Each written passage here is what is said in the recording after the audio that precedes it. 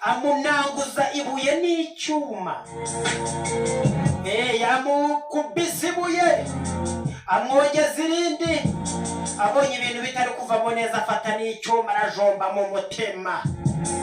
Umva ubugome bw'abantu sha. Yes, reka nangire musuhuza uherereye hose mu Rwanda no hanze yarwo. Nk'ibisanzwe njye ndi Weekres, ambasaderi w'abadiaspora. Nangira mbasuhuza aho muherereye hose mu mujyi wa Kigali no mu ntara enye zose zigize u Rwanda. N'uturere 30 twose tugize u Rwanda ndabasuhuza cyane. Simbuke cyane n'isuhuriza abadiaspora. Aho muherereye hose mu Burundi, Uganda, Tanzania, Malawi, Mozambique. Sinakwibagirwa Zambia, iyi radio yacu irimo ivugira. Abaherereye rwote amasimbi za Amerika mu Burayi hose ndabasuhuza cyane. Wakwibaza uti kuri uyu munsi Weekres atuzaniye ibiki hano kuri Sirius TV Radio Show? Niba wari ufite inzozi zo kuzatunga inzu i Kigali wabona uyibonye sha, wasanga uri umwe mu bo leta y'u Rwanda igiye guha inzu mu mujyi wa Kigali. We gusa nukureho urushinge gumisha hano tubane, ubumva iyo nzu uzayibona mu buhe buryo? Irwamagana aho umugabo bamunanguye bamuziza 500 y'u Rwanda sha.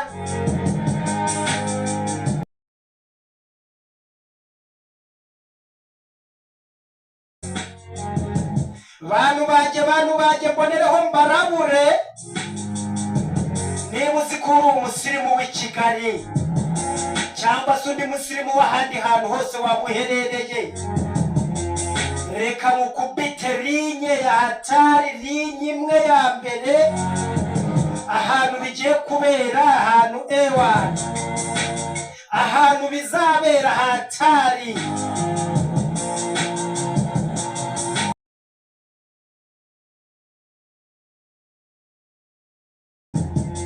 Nk'uko bisanzwe murabizi Weekres sinjya ninzamo, mitenza twihuta cyane twigira i Rwamagana, aho umugabo cyangwa se umucuruzi yaje kwica umukiriya we, amunanguza ibuye n'icyuma. Yamukubise ibuye amwogeza irindi, abonye ibintu bitari kuvamo neza afata n'icyuma arajomba mu mutima. Umva ubugome bw'abantu sha. Iyi nkuru yo mu karere ka Rwamagana aho umugabo bita Nsengiyumva Damascene,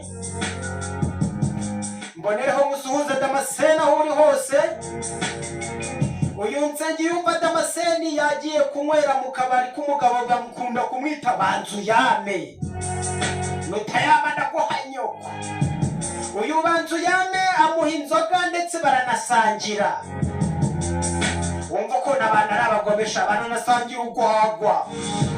Bamaze gusangira urwagwa, uyu Nsengiyumva Damascene baramubwira bati ishyura amafaranga 500 y'u Rwanda ubundi utahe. Uyu Nsengiyumva Damascene yaje gukora mu mifuka asanga yaratobotse. Mu gusanga imifuka yaratobotse agira ati wenda ubw'uyu mugabo twasangiye, ubwo Banzuyame twasangiye ngiye warandeka.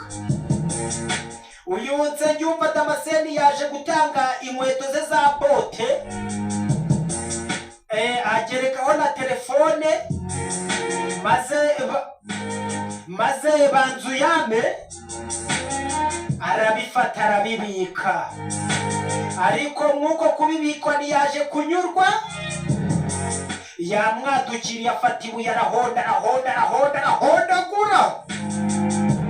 Nyuma yo guhondagura ntiyanyuzwe, yinyabya mu nzu afata icyuma jomba ku mutima. Uyu Nsengiyumva Damascene ahita hasiga ubuzima. Uyu Nsengiyumva Damascene yari umufundi, akazi ke karakubufundi baze shagi atubatse kuri aya mazu bagiye kwihera abantu b'i Kigali sha.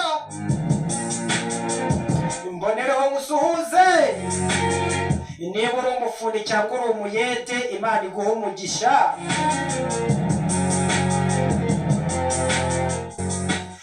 Tukiva ku rupfu rwa Nsengiyumva Damascene n'uyu banzu yame wamuhondaguye n'ibuye agafata n'icyuma.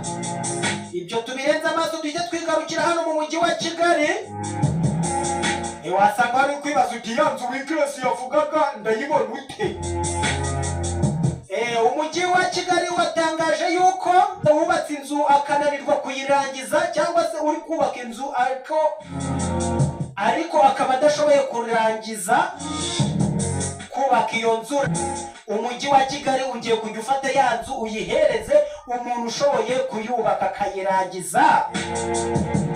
Ndebera nk'iki kizu sha, ndebera nk'iki kizu